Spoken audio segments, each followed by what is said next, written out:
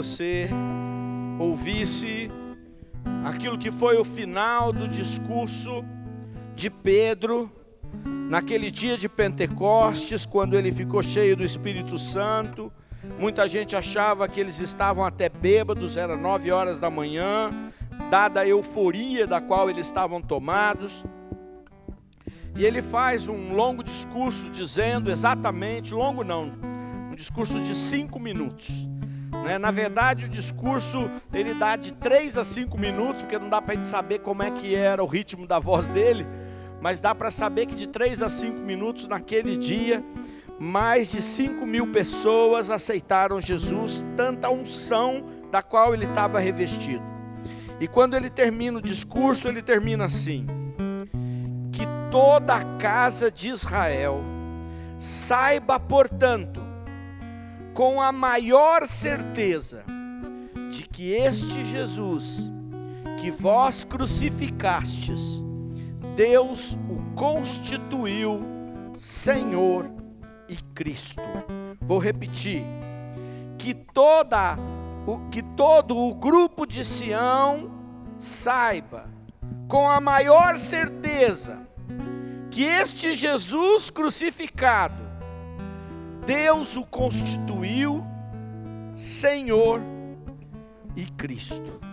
Eu queria que você tomasse nesse momento, para a tua vida, a decisão de reconhecer que esse Jesus fragilizado pelas pancadas, fragilizado pela crucifixão, ressuscitou e Deus o constituiu dono, Kyrios, palavra que só podia ser usada para o imperador, Senhor.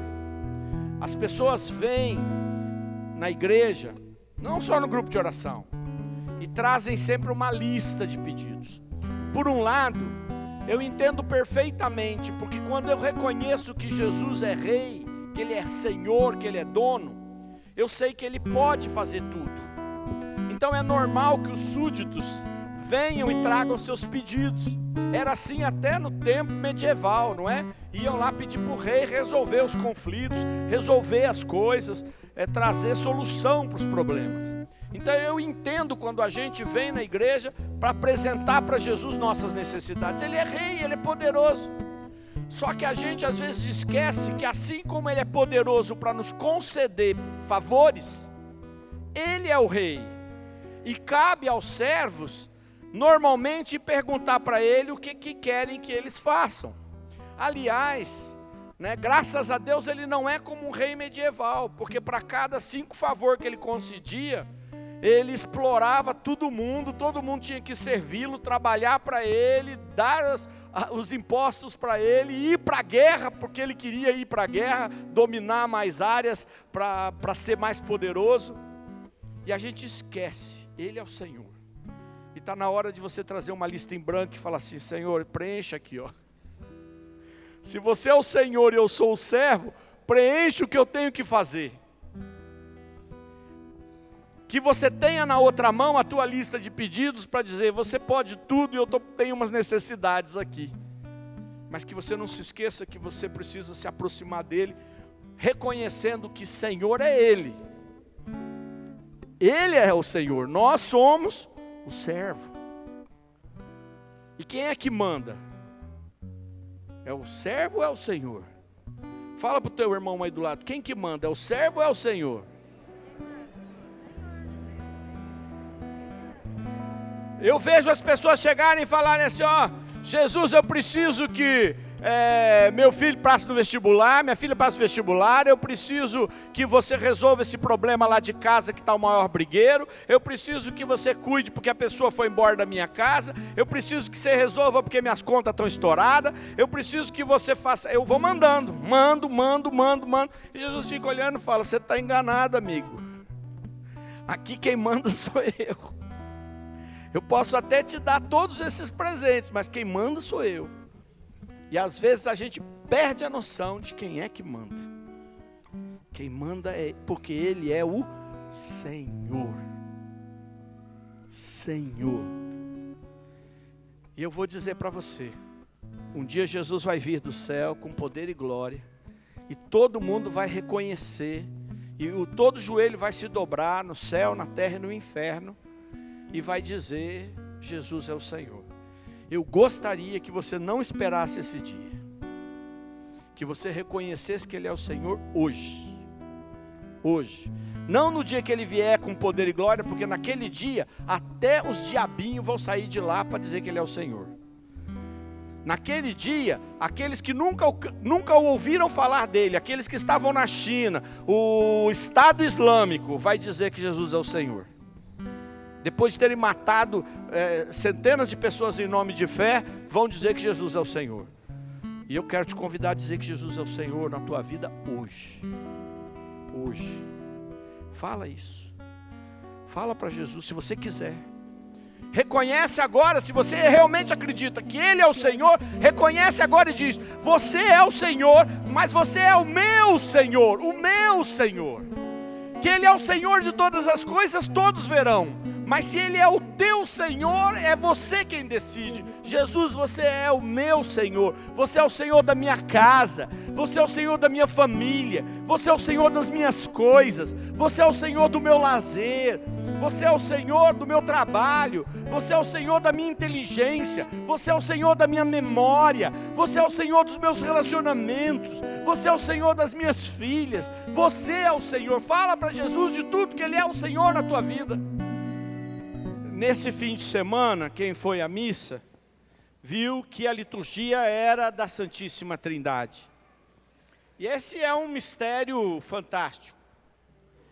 Eu gosto muito de olhar logo no Gênesis, no início do Gênesis, quando diz que o mundo estava todo misturado, todo disforme, todo sem figura, e que Deus então começa a agir e colocar as coisas no lugar. E Deus vai agir de duas maneiras, a gente percebe ali no primeiro capítulo de Gênesis, no primeiro versículo já. Pela palavra, porque a gente vai ler, e Deus disse. E a palavra, neste caso, não é a palavra que a gente está proclamando, é a palavra que São João vai falar lá no seu evangelho. O verbo se fez carne e habitou entre nós. Quer dizer, a palavra é Jesus. Jesus é a palavra de Deus, porque Deus, a sua palavra é Deus com Ele. Então Jesus é Deus com Ele e Ele é a palavra que faz todas as coisas. Mas sob as águas estava o Espírito de Deus, que também é Deus, que também é um só com Deus. E essa pessoa do Espírito Santo, depois do primeiro século, ficou muito distante da história da igreja, muito distante. O máximo que a gente ouvia é o Espírito Santo na vida de alguém muito especial, um homem ou uma mulher muito especial, que a igreja passou a chamar de santo. Então, na vida de um São Francisco, na vida de um Santo Inácio, na vida de uma Santa Teresa, de uma Santa Teresinha, de uma Madre Teresa de Calcutá, de algumas pessoas, a gente via e ouvia que o Espírito Santo estava agindo. É como se o Espírito Santo fosse algo muito privilegiado, algo dado a pessoas privilegiadas. Acontece que a palavra de Deus diz que o Espírito Santo foi derramado sobre todo ser vivo. Quando Pedro faz o discurso, ele cita o profeta Joel, no capítulo 3, e que vai dizer, derramarei do meu Espírito sobre todo ser vivo. Os anciãos terão sonhos, os jovens terão visões, e os meus servos e as minhas servas profetizarão. Então era uma promessa de que isso ia agir na vida de muita gente. E aconteceu um grande derramamento desse Espírito Santo. Mas durante um bom tempo, a igreja parou de falar com ele, voltou a falar dele, só no século passado. O Papa João 23, quando toma posse, um Papa velhinho, que ninguém dava nada. Só para vocês terem uma ideia, como o Espírito Santo é sábio. A igreja estava morna, as celebrações eram feitas de costa para o altar, de costa para o povo, voltadas para o altar, em latim. onde ninguém entendia praticamente nada a não ser quem era religioso, quem era padre que sabia latim. Algumas pessoas sabiam latim. Você sabe latim? Não, não é para latir. Você sabe latim, a língua. Não sabia. Estava distante do povo, o povo não estava experimentando, Deus ia porque se acostumava, cheio de superstições. A fé tinha virado um conjunto de superstições. Para os nossos avós, bisavós, não fazia muito diferença entre a benzedeira que fazia lá muitas vezes um feitiço e aquela outra que na verdade fazia uma oração de fato, não conseguiam nem distinguir. E aí a igreja se reúne e resolve escolher um papa velhinho, fala, ele vai morrer logo. E então nesse momento que está tudo muito turbulento, revolução industrial, o mundo mudando, Revolução Francesa tinha gerado um questionamento se Deus existia ou não existia. Vamos escolher alguém que não vai fazer confusão. Escolheram um velhinho. E o velhinho vai, na posse ele já pede que rezem pedindo o Espírito Santo. Consagra ao Espírito Santo o mundo. Instaura uma novena pedindo que reze pedindo o Espírito Santo. E depois, pega uma encíclica sobre o Espírito Santo. Escreve uma carta falando do Espírito Santo e dizendo que ele era Deus, que ele agia, que ele foi derramado e que ele estava no meio do povo. E o próprio Espírito Santo começa a agir. E o Espírito Santo, gente, é a presença de Deus no nosso meio. Jesus, quando se ascendeu aos céus, ele falou que as pessoas aguardassem o revestimento do Espírito Santo. E eles acabariam indo por todos os cantos, pela Judéia, pela Samaria e por todos os cantos conhecidos. Jesus fala que permaneceria conosco até os confins do século, na pessoa do Espírito Santo. Ele vai dizer que aonde 2 ou mais estão reunidos, ele estará ali naquele local, naquela situação, entre aqueles que creem, como está aqui conosco, através de quem? Do Espírito Santo. Então o Espírito Santo é uma pessoa e é Deus, e eu vejo quantas vezes a gente reza para o Espírito Santo, quase nunca. A gente fala Jesus isso, Jesus aquilo outro. Às vezes a gente fala, Deus me ajude, Deus Pai, Deus querido, Deus amado, Deus Criador. Pouco a gente fala do Espírito Santo, já perceberam? E Ele é Deus, está conosco e quer agir dentro de nós, não só do lado de fora. Jesus vai falar que tudo que Ele tinha ensinado, se as pessoas não pudessem compreender por dentro, ia entrar por um ouvido e sair pelo outro. As palavras de Jesus, os ensinamentos de Jesus, não conseguiam ser vividos. E é por isso que eu peguei um texto que eu acho muito bacana, do profeta Ezequiel, que é um profeta que vê os querubins, que vê fogo do céu, que vê a água saindo de dentro do templo e jorrando, e alcançando as pessoas que estão longe da igreja. E ele vai dizer lá no capítulo 36, versículo 25. Derramarei sobre vós águas puras, que vos purificarão de todas as vossas imundícies e de todas as vossas abominações. Dar-vos-ei um coração novo, e em vós porei um espírito novo. Tirar-vos-ei do peito o coração de pedra, e dar-vos-ei um coração de carne. Dentro de vós meterei o meu espírito, fazendo com que obedeçais as minhas leis, e sigais e observeis os meus preceitos. Palavra do Senhor. Olha, a gente tem coração duro. Tem. Não é igual, mas uns discriminam, uns não conseguem amar pessoas diferentes, outros não conseguem perdoar, a mágoa fica grudada, às vezes coisas pequenas, e às vezes coisas grandes, e não conseguem perdoar de jeito nenhum. Raiva, insensibilidade, não consegue ter sensibilidade com coisas de Deus, nem sensibilidade com o sofrimento dos irmãos, às vezes, muitas vezes. Então o Senhor diz assim: eu preciso fazer uma cirurgia, eu preciso trocar o teu coração de pedra por um coração de carne, um coração sensível. Eu preciso enfiar em vós, o texto da Bíblia Ave Maria é muito forte, meterei em vós o meu espírito.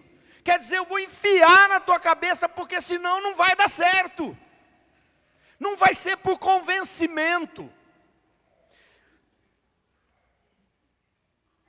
Você já tentou convencer um cabeça dura? Tenta convencer o drogado a parar de se drogar pela força do convencimento. Fica lá. Senta do lado. Pega aí, ó. Vai aí no centro, tem um pessoal que fica fumando crack ali. Vai lá do lado deles e tenta convencer ele que ele precisa parar. Faz o discurso. É capaz dele te contar uma história tão triste que ele consiga arrancar uns 10 para comprar mais 2 pedras. É verdade. É verdade. Ele vai olhar para você e vai falar: será que chorar eu convenço? Aí ele chora. Mas convencer a parar na força das palavras, na força dos argumentos.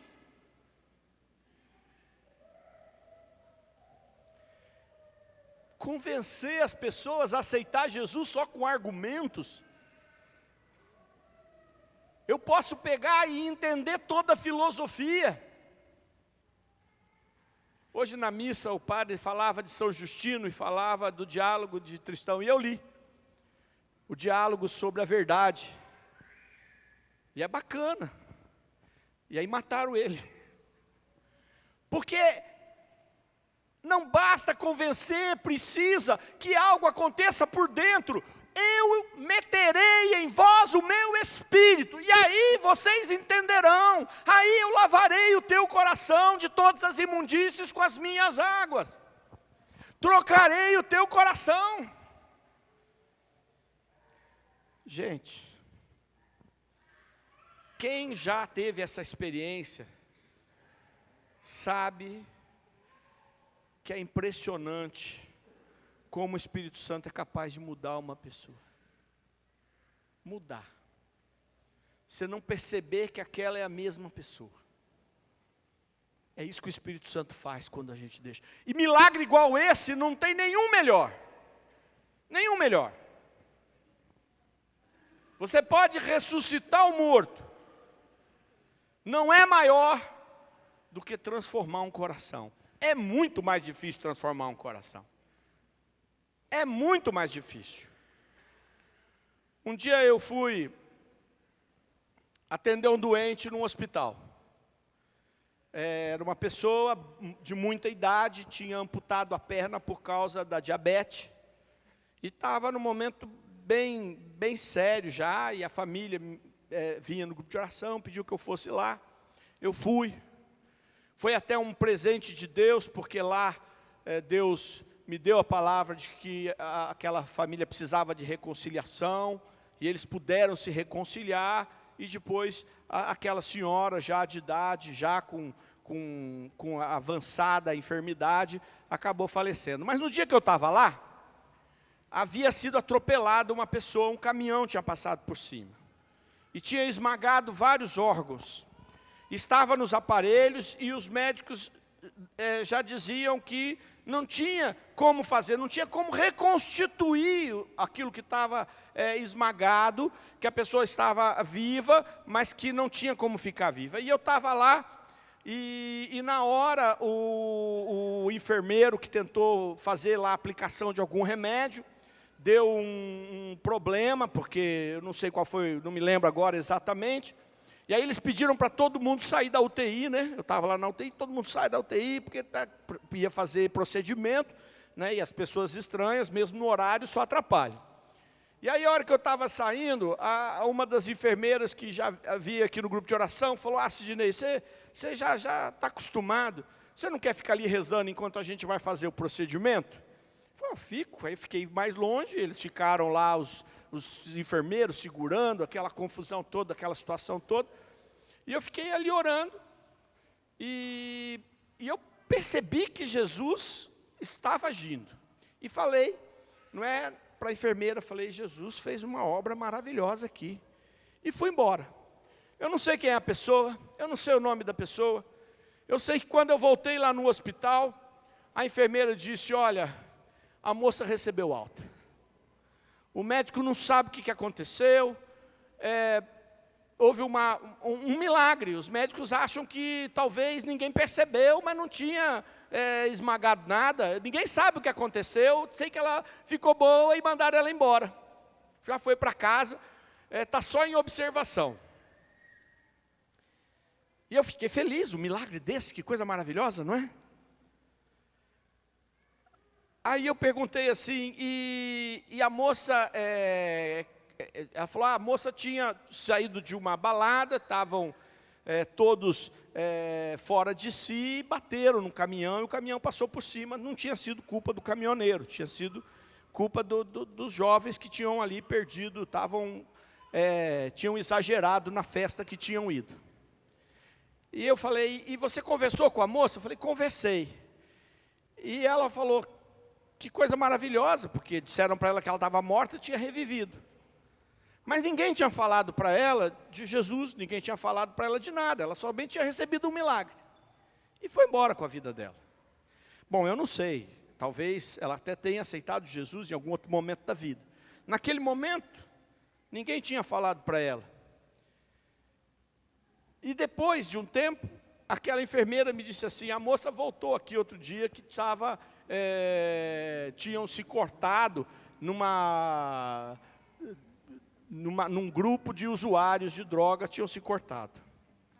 E eu falei para a moça, moça, você foi salva, Deus te salvou, fez um milagre, você estava todo estropiado, era para você estar morta, aí você volta desse jeito? E a moça não respondeu para ela e foi embora. E ela perguntou para mim: por que a pessoa faz assim? E eu disse: porque não trocou o coração. Porque pode trocar tudo, pode ser o maior milagre, você que só quer o milagre é o de menos. Você precisa do Espírito Santo, porque o Espírito Santo troca o coração da gente por um outro coração. Ele enfia em nós a capacidade de viver as coisas de Deus. Ninguém consegue viver as coisas de Deus se não for por causa do Espírito Santo. Aí ele diz: meterei em vós o meu Espírito e observareis os meus mandamentos. Não é os mandamentos, os 10 mandamentos, não, porque os mandamentos de Jesus são muito mais amplos que isso, é o amor. Você só vai conseguir amar de verdade, amar até o teu inimigo, perdoar quem te fez mal, se você tiver o Espírito Santo. Senão não dá. Queria que você pensasse, né, aqueles que puderem acordar às 3 da manhã, pedissem o Espírito Santo e voltassem a dormir. Aqueles que não puderem acordar de madrugada, que lerem os 3 primeiros capítulos dos Atos dos Apóstolos, leiam e peçam o Espírito Santo. Gente, nós precisamos do Espírito Santo, da pessoa divina do Espírito Santo. É dele que nós precisamos. Os presentes dele, maravilhosos, que possam vir, mas eu quero o dono dos presentes. Eu quero o dono dos presentes. Amém.